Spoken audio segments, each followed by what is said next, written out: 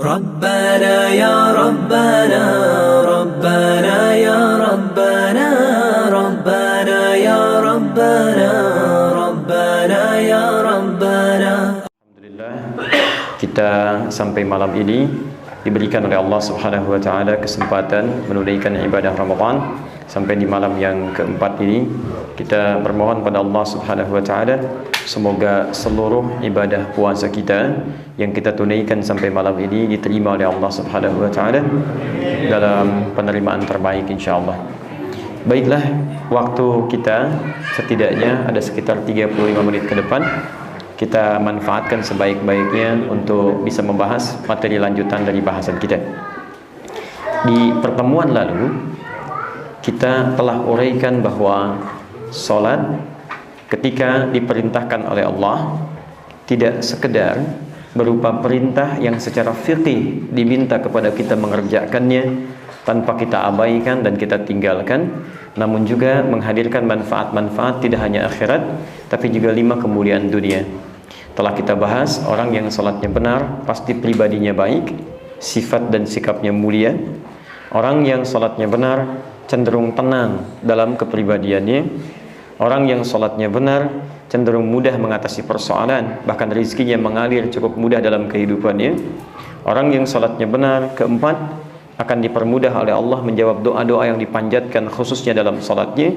Dan yang kelima, orang yang salatnya benar sesuai ketentuan Al-Quran dan panduan Rasulullah akan dijamin oleh Allah mengalami kesuksesan dan kebahagiaan dalam setiap titian hidup yang ia jalani. Baik jika seorang tidak mendapati satu di antara 5 ini saat ia menunaikan salat, keseharian dia tunaikan dengan sempurna bahkan jumlah bilangannya, tapi tidak mendapati satu di antara 5 ini, maka kemungkinan terbesarnya ada satu di antara 3 hal terjadi pada dirinya. Satu, salat yang ia tunaikan terkesan kata Al-Quran tidak khusyuk dikerjakan. Yang kedua, salat yang ditunaikan tidak dipahami apa yang dibaca dan dikerjakannya itu. Dan yang ketiga, salat yang ditunaikan cenderung memberikan celah kepada setan untuk menggoda dia dalam salat. Bahkan nanti kita turunkan riwayatnya, ada orang yang kata Nabi sampai lupa berapa rakaat sedang menunaikan salatnya. Karena itulah kemudian 3 hal ini kita coba akan hadirkan solusi dalam bahasan di kesempatan ini. Dan saya duga ini menjadi bahasan yang sangat penting karena sebagian besar dari masalah kita mungkin bisa tertuntaskan dengan menyelesaikan 3 hal ini. Baik, mari kita percepat bahasan kita karena setidaknya ada waktu yang sangat terbatas untuk pertemuan di malam ini. Yang pertama, tentang persoalan sulit khusyuk dalam salat atau bahkan tidak khusyuk dalam salat. Kita turunkan dulu, ini menarik sekali di Quran itu. Saya sampaikan dalam tabligh akbar kemarin, setiap Al-Quran menghadirkan persoalan, itu selalu menyandingkan solusi. Jadi nggak pernah mendiamkan masalah gitu. Ini manhaj dalam kehidupan. Jadi kalau kita mendapati persoalan apapun, itu persoalan tidak pernah ada kecuali bersanding dengan solusi. Bisa sulit apapun Anda mengalami masalah, pasti ada solusinya. Inna ma'al usri yusran. Setiap ada kesulitan, pasti ada kemudahan. Nah, manhaj kita pun seperti itu. Kalau Anda mau hidup dalam kebaikan, jangan pernah menampilkan masalah, tapi Anda nggak ngasih solusi. Pak, ini suaranya nggak bagus nih, soundnya nggak bagus. Itu solusinya apa? Apa Anda cuma sampaikan sampai di situ aja, kemudian tidak ada obatnya? Nah, manhaj Quran mengajarkan setiap kita membahas sesuatu, selesaikan, tuntaskan. Apa masalahnya, faktanya apa, perlunya apa, solusinya bagaimana. Ini ada masalah, orang tidak khusyuk dalam salat. Tidak khusyuk. Indikasinya ketika seseorang tidak khusyuk dalam salat, maka dampaknya berat dalam menunaikan salatnya. Berat bangunnya, kan? Berat menjalaninya, dan seterusnya. Ini ditemukan di Quran surah kedua Al-Baqarah ayat 45. Mari kita lihat uraiannya, posisi paling kanan di pertengahan. Wasta'inu bis-sabri was-salah. Dan jika Anda punya persoalan dalam kehidupan, terima dengan sabar, jangan mengeluh. Ini rumus pertama di Quran. Kalau kita sedang punya masalah, jangan mengeluh, karena mengeluh tidak menyelesaikan persoalan. Ini cuma ada di Quran ini. Terima dulu. Ya, nanti besok yang di kedutaan teman-teman saya uraikan lebih jauh. Ya, kita turunkan ayat-ayat Quran saat para nabi mengalami masalah bagaimana menyelesaikannya. Tapi yang paling menarik, manhaj pertama terima dulu dengan sabar. Jangan ada keluhan. Nanti wassalah dalam salat mintakan solusinya. Tapi sholat ini tidak mudah dikerjakan. Wa innaha lakabiratun. Perhatikan bagaimana Allah mengkomparasikan antara sabar dengan sholat. Lihat, satu sabar, kedua sholat. Saya ingin ajukan satu pertanyaan. Kalau sabar sulit tidak? Tidak mudah. Ya, sabar itu tidak mudah. Tapi ketika Quran menyandingkan dengan sholat, sabar dan sholat, itu ternyata kemudian sabarnya oleh Quran, perhatikan, ditutup, kemudian dinaikkan sholatnya, disebut lebih berat dibandingkan sabar. Lihat, pertama sabar disebutkan, sholat disebutkan. Setelah itu wa innaha lakabiratun, dan sholat itu lebih berat dibandingkan dengan sabar. Ha itu kata gantinya kembali ke sholat. Mu'annas sifatnya. Kalimatnya ada ta'nya, di sini ada ta', di sini ada ta'. Setiap ada ta' disebut dengan mu'annas. Wa innaha, dan sholat itu sungguh sangat berat, bahkan lebih berat dibandingkan dengan sabar. Ya, lakabiratun illa 'alal khashiin, kecuali bagi orang khusyuk. Pengertian terbaliknya artinya, orang yang khusyuk pasti akan ringan sholatnya. Saat tidak khusyuk akan berat sholatnya. Sekarang pertanyaannya, ya Allah, bagaimana supaya kami bisa khusyuk dalam sholat, sehingga ringan sholat kami tunaikan, dan mudah kemudian dibawa dalam kehidupan. Nah, ini yang coba kita selesaikan dalam pertemuan di malam ini. Baik, kita cepat turunkan solusinya, ayat ke-46-nya. Teruskan ayatnya. Baik, kita turunkan. Nanti untuk khusyuk itu, Anda nggak perlu pelatihan sebetulnya. Saya perhatikan sekarang banyak pelatihan sholat khusyuk gitu kan. Itu tidak salah, boleh-boleh saja. Tapi kalau Anda baca Qurannya dengan baik, sebetulnya nggak butuh pelatihan. Tinggal kita lihat cara sholatnya Nabi, praktekkan teorinya, mudah kita dapatkan insya Allah. Teruskan, satu, syaratnya. Orang khusyuk itu, kata Al-Quran, satu, alladzina yadhunnuna annahum mulaqu rabbihim. Perhatikan, Quran tidak memberikan definisi, tapi menuangkan sifat, cara. Ya. Satu, yaitu orang yang saat akan sholat. Teman-teman fokus di sini, khusyuk ternyata kata Quran dimulai saat akan sholat. Di tahap pertama, stepnya adalah saat akan sholat.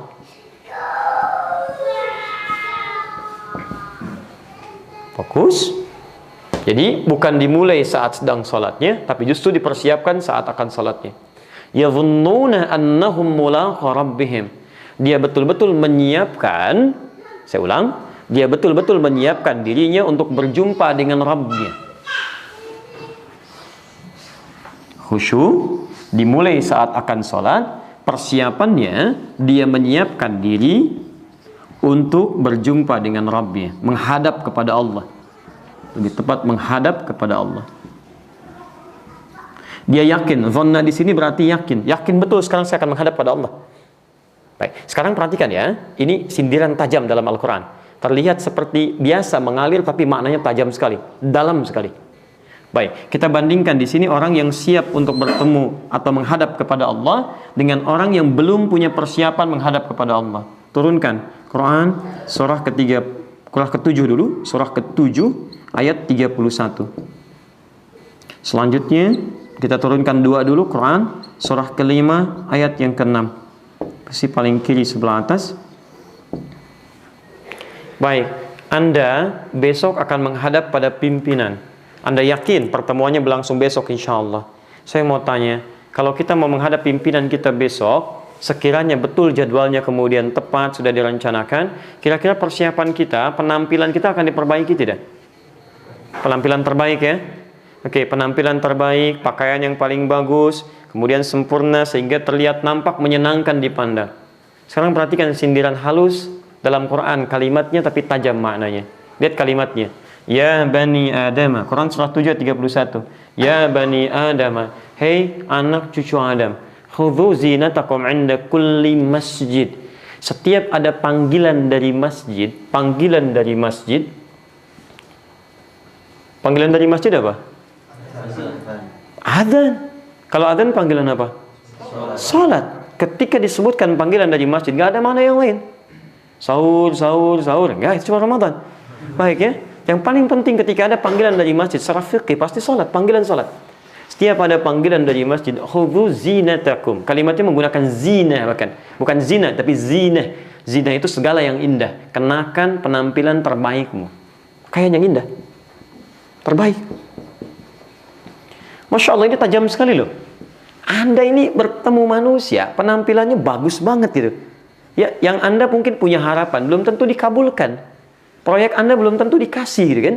Anda menghadap, kemudian Anda mengharapkan sesuatu, belum tentu dikabulkan penampilan Anda begitu bagus. Sekarang kata Allah, Anda menghadap saya, yang tiap hari saya berikan kebutuhan, saya maafkan kalau salah, saya ampuni kalau dosa, punya segalanya saya cukupkan, sakit saya sembuhkan. Kenapa penampilan Anda begitu-gitu saja? Kenakan penampilan terbaik. Ini poin pertama gitu kan. Jadi ini sangat menarik dari Al-Quran. Ini bagian yang pertama ya. Anda dapat undangan dari manusia, penampilan luar biasa. Kenapa undangan saya, kata Allah, kemudian tidak direspon dengan hal yang terbaik?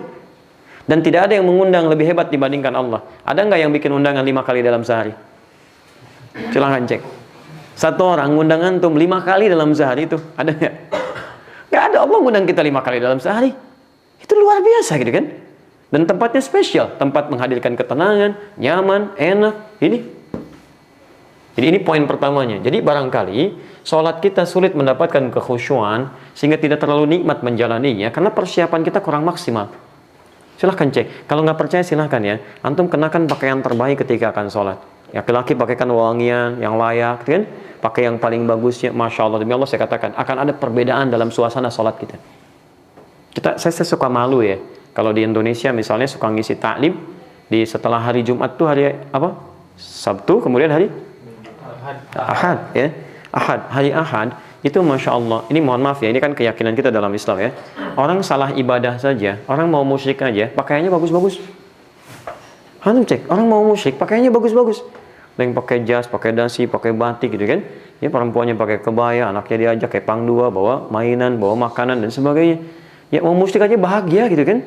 Kenapa kita yang sudah punya iman, kita akan kemudian menyembah kepada Allah, diberikan kenikmatan Islam, kenapa kita nggak bangga dengan keislaman kita? Ini poinnya. Ini bagian pertama.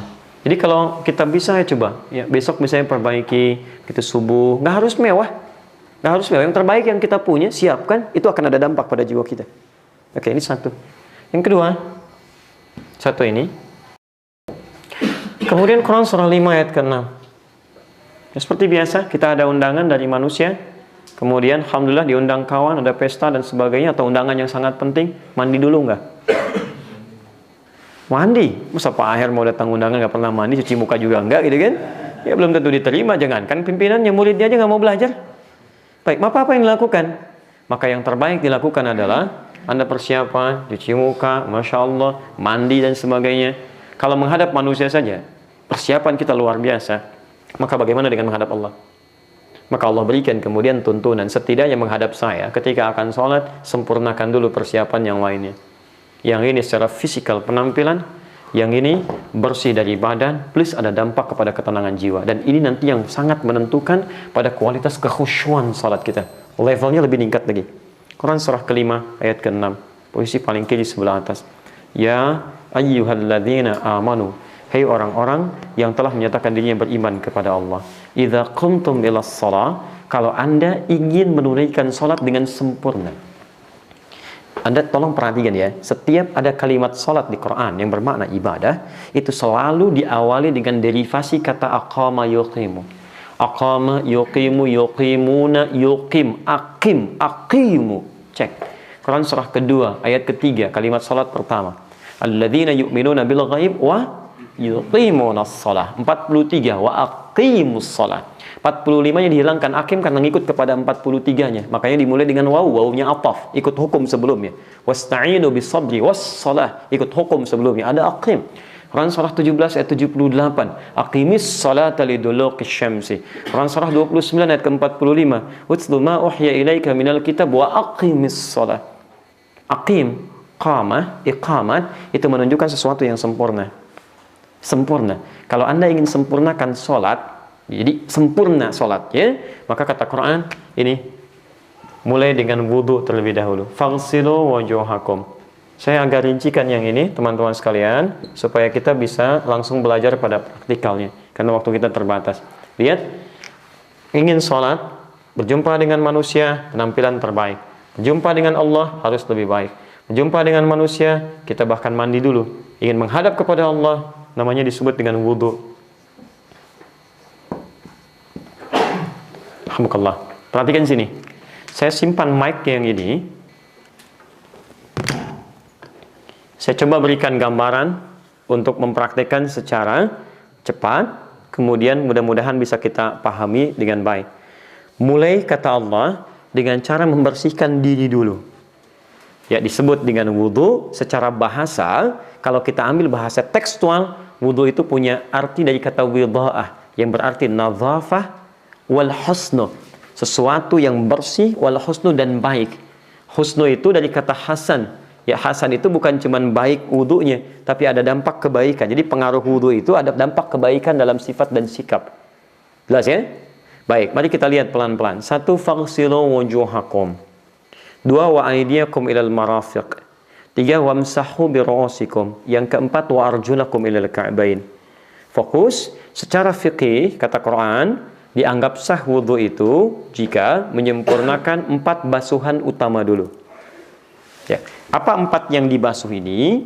Jadi teman-teman dipandang sah wudunya jika 4 ini dibasuh. Jadi kalaupun airnya terbatas sampai ukuran aqua, Anda bisa prioritaskan yang 4 ini dulu. Jangan dulu tayamum.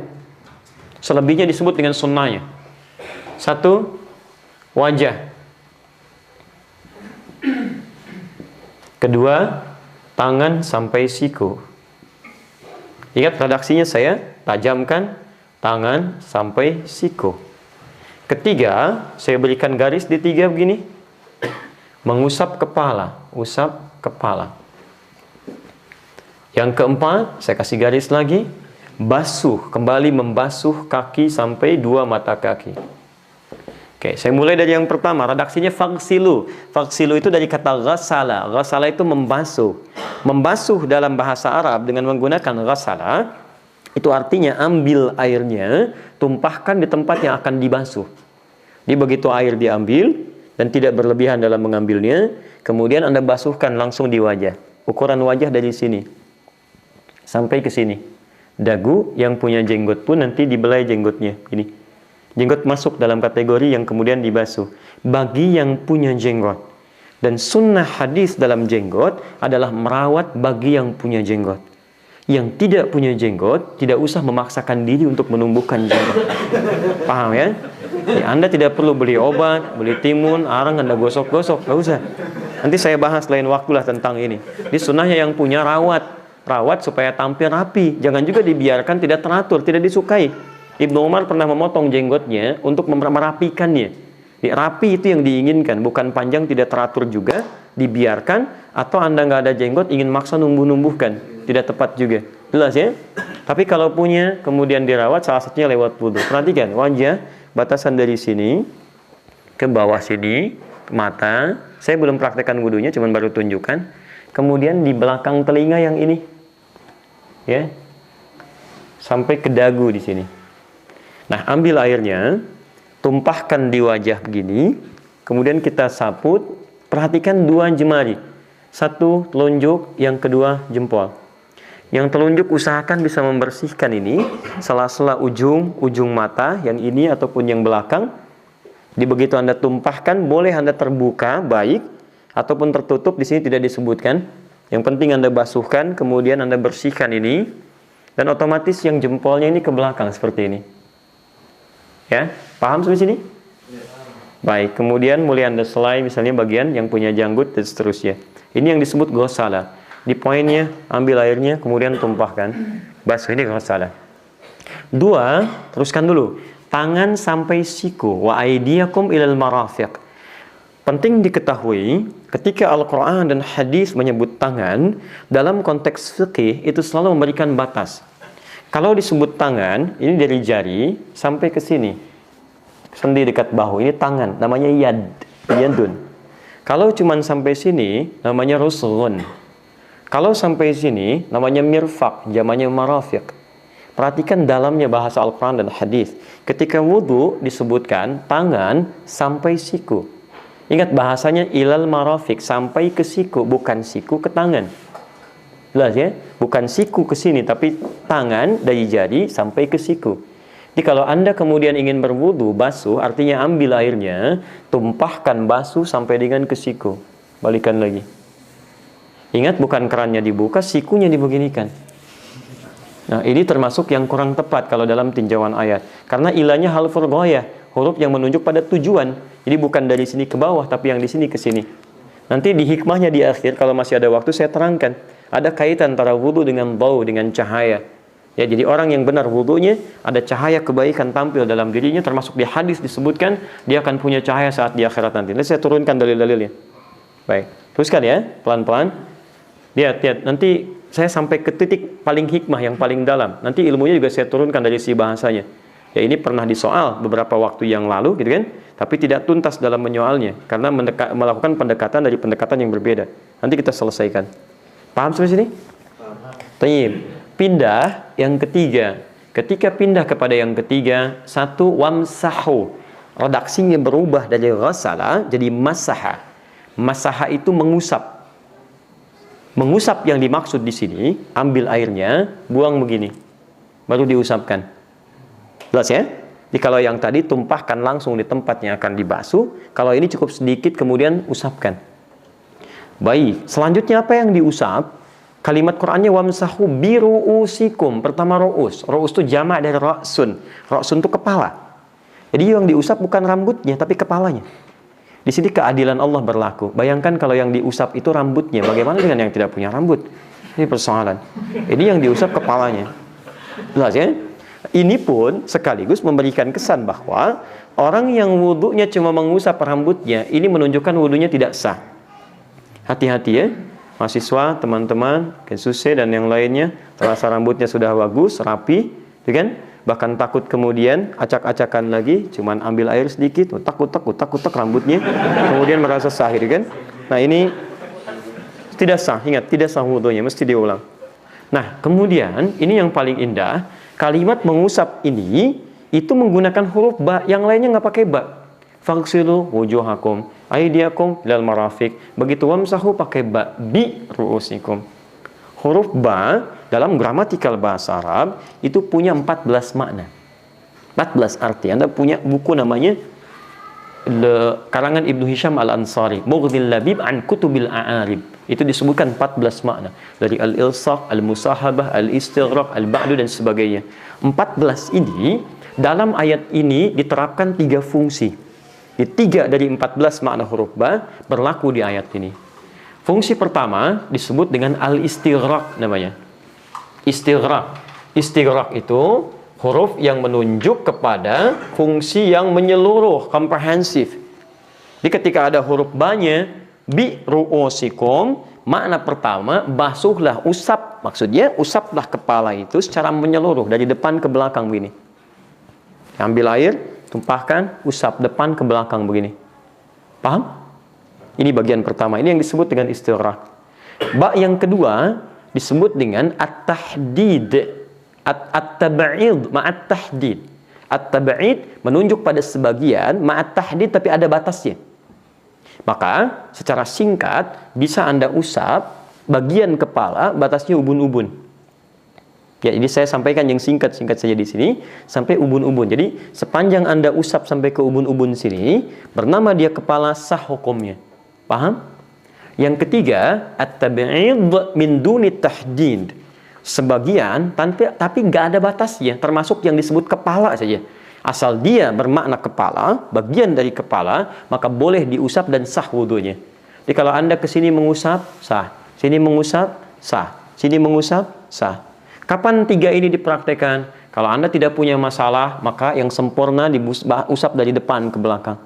Anda punya persoalan, kepala sakit satu misalnya kan, kena luka, ditutup, bukan berarti nggak bisa wudu, Anda bisa usap yang lainnya. Paham ya? Lebih jauh lagi adalah akhwat yang perempuan. Tidak semua tempat dia bisa buka hijabnya. Maka sampaikan kepadanya, cukup diambil air, usapkan ke bagiannya, bagian tertentu di kepala, sah wudunya. Ya, tapi ayah nggak enak, bukan masalah enak nggak enak. Ya, ibadah itu bukan pakai perasaan, tapi pakai dalil. Karena kadang-kadang sesuatu yang dibiasakan salah ketika akan benar tidak terbiasa. Nggak ada masalah, usapkan dan sah hukumnya. Jelas sampai sini? Saya suka ada temukan pengaduan karena takut dia belum tahu hukum, akhirnya ambil air, utak-utak ke kerudungnya begini. Nah, itu salah, tidak tepatnya. Jadi cukup ambil, usap kemudian ke bagian kepalanya. Mengerti sampai sini? Itu Masya Allah, huruf ba. Bahasa Arab itu tajam sekali. Satu huruf, pernah ada orang Indonesia sekolah di Al-Azhar, ngambil S3, membahas tentang huruf ba ini aja. Ba, dapat doktor Pak, S3. Ya Allah saya katakan, masih banyak peluangnya. Ada huruf ta, huruf ta. Sampai ya. Luar biasa. Sok silakan dokter plus berapa terserah. Ya. Ambillah, itu baru S3. S4 kerupuk 3 masih banyak. Teruskan. Fokus teman-teman. Lihat sini. Udah diusap, kemudian kembali ke kaki. Ketika ke kaki, baknya dibuang, kembali ke hukum asal. Wa arjulakum ilal ka'bain. Kaki sampai kedua mata kaki.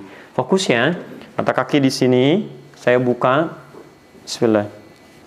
Perhatikan. Ini seringkali banyak keliru di sini. Bahkan ada hadis yang spesifik meminta seorang mengulang sholatnya. Sebentar, saya bacakan hadisnya supaya tidak salah paham. Seorang sholat, sampingnya ada Nabi, kata Nabi, Innallaha la yaqbalu sholata musbilin. Allah nggak akan terima sholat seseorang yang celananya kepanjangan. Jubahnya, isbal, melebihi batas mata kakinya. Turun. Lalu, lihat kalimatnya, falyatawaddah. Ayo wudu lagi. Dia kemudian mengulang wudunya. Selanjutnya dia sholat lagi, kata Nabi, la yaqbalullahu sholata musbilin. Allah nggak terima orang yang sholatnya isbal. Falyatawadda, wudu lagi. Sampai yang ketiga kali, baru dia sholat, tidak ditegur lagi oleh Nabi SAW. Kemudian dia teruskan sholatnya. Jangan salah dalam membaca hadis. Ya, awas hati-hati, harus ditelusuri ini tentang asbabul wurudnya hadis. Ya, perhatikan, ada sebagian orang menduga bahwa ini hadis menunjukkan bahwa hukum berpakaian itu harus di atas mata kaki.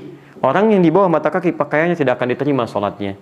Awas, ini baru kelihatan luarnya saja. Telusuri lebih dalam. Telusuri, apakah penyebabnya karena pakaian yang isbal atau ada kesalahan dalam sesuatu wudunya. Baik, kita ambil analisis sementara dengan logika dulu, baru kita pahami lewat hadisnya. Orang ini, kata Nabi, tidak akan diterima sholatnya oleh Allah dengan pakaian yang terlampau melewati batas mata kakinya, luber ke bawah. Kalau yang salah pakaiannya, kenapa orang ini tidak diminta oleh Nabi ganti pakaian, tapi disuruh wudhu? Kata Nabi wudhu. Dia yang kedua, begitu yang ketiga ternyata dia sholat dengan pakaian yang sama, Nabi nggak tegur lagi dan selesai sholatnya. Kalau yang salah tetap pakaiannya, harusnya konsisten, ditegur. Kamu salah nih, ganti pakaian sholat.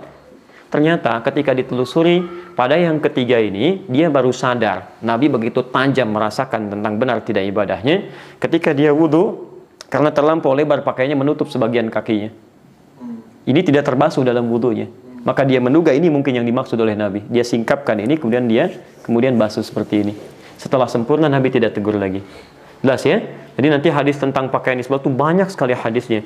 Ada yang menunjukkan ketawaduan, ada yang menunjukkan kesesuaian dalam berpakaian, ada yang menunjukkan kehati-hatian dalam ibadah. Kita harus seimbang di sini ya. Antum nggak ada masalah kalau pengen misalnya celana di atas mata kaki, nggak ada masalah, silahkan. Ya sesuaikan, nggak ada persoalan. Disebut tidak isbal, tapi juga jangan kemudian, maaf, celananya tidak isbal, tapi mulutnya pada isbal. Ya celah ini, celah itu, dan sebagainya. Ya itu tidak tepat dalam konteks ini. Ya kita harus nanti gali lagi lebih dalam. Cara membasuhnya bagaimana? 3 basuhan. 3 basuhan itu bukan harus 3. 3 itu batas maksimal untuk menyempurnakan. Kalau 1 sudah baik, cukup. Nah, bagian kaki bagi 3. 1, Anda sela-sela dulu ini. Ini ya. Fokus. Pakai jari kelingking ya. Sunahnya pakai jari kelingking. Ustadz, kenapa nggak pakai jempol? Kegedean. Udah, gampang lah. Biar nggak banyak diskusi ya. Jadi ini. Sudah? Sudah? Kemudian ambil bagian kedua, sapu bagian belakang, baru yang ketiga meratakan keseluruhannya. Hati-hati kotoran di dekat jempol ini. Ya, paham sampai sini? Saya turunkan ya, jelas ya? Baik. Kalau dianggap cukup, kemudian sempurnakan kanan, kiri sampai selesai. Ini yang wajib. Jadi ingat, selebihnya sunnah. Kumur-kumur itu sunnah. Ada pahalanya. Istinsyak, menghisap air ke hidung, menghirup, dan dikeluarkan lagi, itu sunnah. Telinga itu sunnah. Jadi kalau air Anda misal yang Anda miliki cukup dengan 4 ini, jangan dulu tayamum. Anda maksimalkan yang 4 ini. Anda boleh bisa saja tertinggal dengan misal membasuh telinga, tapi Anda nggak boleh tertinggal dengan yang 4 ini. Anda nggak basuh telinga saat wudhu, wudhunya sah. Tapi Anda kehilangan 1 di antara 4 ini, maka itu yang jadi persoalan. Jelas sampai sini? Baik, wajah, tangan sampai siku, kemudian mengusap kepala, kemudian yang terakhir membasuh kaki sampai kedua mata kaki. Disebut apa ibadahnya? Wudu. Baik, selesai Anda berwudu, kemudian kita berdoa. Apa doanya? Asyhadu an la ilaha illallah. Kemudian setelah itu, Allahumma ij'alni minat waj'alni minal. Baik, pertanyaan saya, paham nggak yang dibaca oleh kita? Paham nggak? Baik, nggak ada wallahu alam di sini ya. Ini masalah paham atau enggak aja. Pilihannya gampang kok. Pilihannya gampang. Kalau paham ya, kalau tidak tidak. Wallahu alam itu nggak ada hubungan dengan itu. Baik, fokus. Ya mas. Oh, iya. Baik, kita mau diteruskan. Baik, lanjutkan dulu sebentar. Perhatikan. Saya bacakan hadisnya ya. Kemudian kita terjemahkan. Allahumma ja'alni minat tawwabin. Ya Allah, mohon jadikan aku termasuk orang tobat. Pertanyaan saya, kita kan baru wudu. Kenapa doanya doa tobat? Kan baru selesai wudu. Kok doanya doa tobat? Harusnya kita katakan, ya Allah jadikan saya termasuk orang yang wudunya benar. Tapi kenapa bimbingan hadis yang mengatakan saya baru tobat ya Allah? Apa artinya tobat? Tobat itu setidaknya mengakui kesalahan yang pernah dikerjakan, menyesali itu semua dan berjanji tidak mengulanginya lagi. Artinya, kalau orang tobat yang jeleknya hilang, yang baiknya muncul. Baik, saya mau tanya, izin, dari yang kita basuh saat wudhu dan kita usap, bukankah itu anggota tubuh yang sering kita gunakan interaksi dalam keseharian? Bukankah itu semua? Mulut untuk bicara, wajah menatap orang, kadang-kadang tidak menyenangkan, tangan untuk digunakan bergerak, kaki untuk melangkah. Perhatikan, telinga untuk mendengar. Kita sering lupa bahwa semua organ itu sering kita gunakan tidak pada tempatnya. Telinga mendengar yang salah, mata melihat yang keliru, lisan bicara pada yang tidak tepat, kaki melangkah pada yang tidak benar. Maka disitulah saat wudhu kita bertobat. Itu maksudnya. Di ulama dulu benar bagus wudhunya. Jadi begitu dia wudhu, dia kemudian berkumur-kumur, itu bukan kotoran fisik aja yang keluar. Kata Nabi kalau wudhunya benar di hadis Muslim, bersamaan dengan jatuh tetesan air wudhunya, itu kotoran-kotoran di lisannya itu ikut keluar. Jadi yang, mohon maaf ya, yang mencela, yang berdusta, yang gibah, yang itu hilang gitu. Seketika karena dikeluarkan. Dosanya ikut keluar kata Nabi, sampai ke ujung kaki. Jadi kalau yang jelek-jeleknya sudah hilang, maka yang baiknya muncul. Yang baik itu yang disebut dengan husnu. Jadi ini yang dibasuh disebut dengan nadhafah, bersih, dampaknya ke hati jadi baik, husnun. Maka muncullah kemudian cahaya-cahaya kebaikan dalam dirinya. Ada aura baik. Jadi orang wudu itu mustahil lisannya kotor. Orang wudu mustahil wajahnya tidak menyenangkan. Orang wudu mustahil kakinya melangkah pada yang buruk, mustahil. Makanya kalau orang benar wudunya, sholatnya pun akan benar. Ini poin pertama.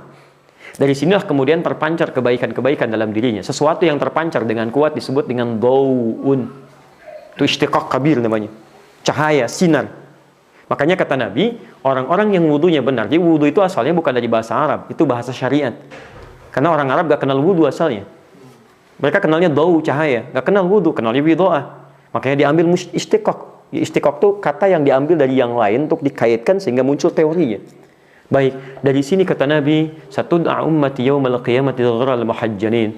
Umatku akan dipanggil di hari kiamat dengan cahaya yang luar biasa terpancar dari dirinya. Min atharil wudu, dari bekas wudunya. Syekh Muhammad bin Jibril di sini menyimpulkan, beliau mufti di Saudi, beliau mengambil bahasa Arab dan kuliah syariah sampai jadi mufti dan orang rujukan di Saudi Arabia. Masya Allah, beliau katakan ada korelasi antara wudu dengan cahaya yang Allah berikan pada orang yang benar wudunya. Baik, ini yang disebut dengan istiqaq al-kabir, mengambil satu kata dari kata yang lain karena ada qarinah, keterkaitan, dalil-dalil yang mengkhususkannya. Maka poinnya adalah kita bukan memperdebatkan kata, poinnya benar nggak wudhu kita. Seharusnya sesuai dengan tuntunan Nabi tadi. Orang yang wudhunya benar cenderung bersih, senang dengan kebersihan. Orang yang wudhunya benar tampak kebaikan dalam sifat dan sikapnya. Orang yang wudhunya benar pasti punya cahaya yang Allah akan berikan, baik saat di dunia dengan cahaya kebaikan ataupun di akhirat dengan cahaya yang sesungguhnya. Paham sampai sini? Maka inilah suasana yang dia bawa dalam sholat. Jadi begitu mau sholat itu, lisannya sudah keluar dari kotoran sampai ke ujung kakinya, mata sudah bersih. Ya, Anda menghadap manusia tampilan bersih, menghadap Allah memang bersih tapi bawa dosa. Ya, kita menghadap Allah itu lebih daripada suci. Allah itu maha suci, yang maha suci itu bukan cuma bersih luarnya. Kita harus menghadap dengan segala kesucian pada diri kita. Maka dibersihkanlah keseluruhannya. Makanya orang yang wudunya benar itu pasti sholatnya enak, karena dia nggak datang membawa kotoran. Walaupun pakaian sederhana, tapi jiwanya bersih, enak gitu. Pernah lihat orang sholatnya enak gitu kan? Sujud, ruku, padahal mungkin orang itu sederhana luar biasa. Nah teman-teman, kenapa penting kita sampai menyiapkan pakaian terbaik, sampai kemudian berwudu dengan sempurna, menghilangkan dosa, mencoba untuk itu semua. Ya, apa faedahnya? Karena teruskan ayatnya, wa annahum ilaihi raji'un. Ini step yang kedua. Dan dia merasa, ya, mungkin itu menjadi sholatnya yang terakhir. Ini sudah agak sedikit lebih malam. Kalau ada kalimat raji'un, raji'un, raji'un, apa yang terbayang? Inna lillahi wa inna ilaihi raji'un. Apa artinya? Ya begitulah gitu kan. Baik. Inna lillahi wa inna ilaihi raji'un. Baik, masih ingat tadi? Bukankah kita waktu sholat dipanggil? Baik, apa panggilannya namanya? Azan. Siapa yang panggil kita? Allah lewat muadzin. Masya Allah, dipanggil. Mas Ardi dipanggil Allah. Apa artinya? Meninggal. Ya kan? Kita kan dipanggil Allah tiap hari, 5 kali sehari. Apa nggak merasa satu saat akan pulang? Ayo, saya panggil Anda, panggilan manusia. Allah panggil kita, siap-siap. Kata Allah kan, ayo datang, ayo datang, ayo datang. Dipanggil Allahu Akbar, Allahu Akbar. Kan? Asyhadu an la ilaha illallah. Sudah siap belum ketika pulang bisa mengagungkan Allah, mengucapkan kalimat syahadat, membawa bekal salat kita, mencapai ketenangan sampai dengan pulang. Tapi poinnya, kalau Anda pengen khusyuk, kenapa menyiapkan ini semua? Sebelum sholat, rasakan mungkin itu sholat terakhir kita. Itu poinnya. Dan tidak ada yang paling indah kecuali kita meninggal dalam keadaan sholat. Itu enak, nyaman gitu kan. Masya Allah, dulu di Qatar itu ada orang soleh perempuan, calon pengantin pas sudah dinikahkan, tinggal keluar dia. Di Arab kan dinikahkan dulu, setelah itu dia keluar malamnya, menjelang Isya atau ba'da Isya dia keluar. Ini orang soleh luar biasa, Masya Allah. Jadi begitu orang ini dijemput ibunya untuk keluar, tiba-tiba adzan Isya berkumandang. Kata anaknya ini, ya amati hanal waqt. Amati itu paling sopan luar biasa. Jadi ada ummun, ada umayyah, ada amah. Sama dengan bahasa Arabnya ayah, abun, abi, kan? Abi, buya, abati, itu beda. Kalau abi itu bahasa sopan, hormat. Sama dengan ummi. Buya itu sayang. Baik sayang kepada sifat keayahannya atau keilmuan, bisa. Abati sayang plus hormat. Ibu juga begitu. Ummi itu panggilan hormat. Umayyah panggilan sayang. Amati sayang plus hormat. Masya Allah. Tapi tidak harus menggunakan kalimat yang sama. Anda boleh misalnya menggunakan bahasa lain dengan makna yang serupa. Jadi kalau mau manggil orang tua, termasuk orang tua ke anak, panggil dengan bahasa-bahasa yang mengesankan nilai keindahan. Sayang plus hormat. Jangan diadopsi langsung pulang ke sini. Ya amati, ibu Anda belum tahu, mama belum mati. Misalnya, jadi kan nggak tepat juga gitu. Baik, saya teruskan dulu sebentar. Jadi ini anak manggil ibunya dengan panggilan sayang dan hormat. Nanda hormat betul pada mama. Dengan sayang Nanda pada mama, mohon hanal waqt panggilan Allah sudah tiba. Minta izin sholat dulu. Kata ibunya, la, Isya bisa diakhirkan. Kamu kalau wudhu lagi, nanti semua ini terhapus make up-nya, luntur. Kamu keluar dulu, akhirkan Isyanya. Si anak ini berkata, amati hanal waqt. Tolonglah, saya mau ingin dahulukan sholat. Ibunya marah keluar, kamu nggak taat sama mama, dibanting pintunya. Kemudian si perempuan ini mulai berwudhu, Masya Allah. Maka lunturlah make up-nya. Kalau dia sholat, nikmat sholatnya, Pak, tenang. Dengan pakaian indahnya, wudhu dengan baik, rukunya tuh tumakninah luar biasa. Begitu sujud tuh enak. Saking tenangnya, nggak bangun lagi. Dalam sujudnya dia meninggal hadap Allah Subhanahu wa Ta'ala. Manusia menginginkan dia jadi pengantin dunia, Allah menginginkan dia jadi bidadari akhirat. Manusia menginginkan pakai make up dunia, kata Allah nggak berlaku di akhirat. Gunakan make up akhirat, wudhu. Meninggal dalam keadaan tenang. Dalam sholatnya, dia jadikan seakan-akan sholat yang terakhir dalam dirinya. Itu maksudnya. Jadi kalau Anda sudah punya posisi demikian, begitu mau sholat, mungkin ini sholat terakhir saya. Saya tidak tahu kapan akan pulang. Itu enak begitu sujud. Antum mau meninggal dalam keadaan sholat? Sujud. Besok subuh ya, insya Allah. Tuh. Nah, jadi cobalah gitu ya. Agak konsisten. Sudah ya, berhenti dulu sampai sini ya. Udahan dulu ya.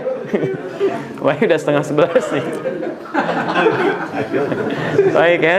Nah, ini baru sampai wudhu nih. Sholat subuh memang cuma 2 rakaat. Sampai sini, rakaat pertama khusyuk. Begitu rakaat kedua, hilang lagi. Saya ulang ya.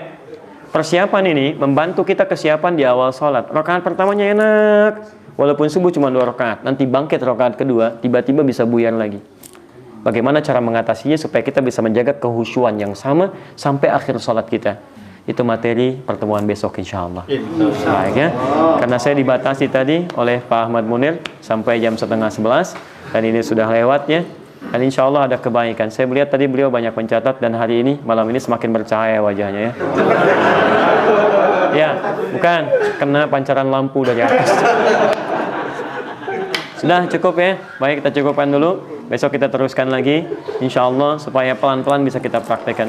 Subhanakallahumma wa bihamdika asyhadu an la ilaha illa anta astaghfiruka wa atubu ilaik. Wa akhiru da'wana alhamdulillahi rabbil alamin. Wal 'afwu minkum. Assalamualaikum warahmatullahi wabarakatuh. Waalaikumsalam warahmatullahi wabarakatuh.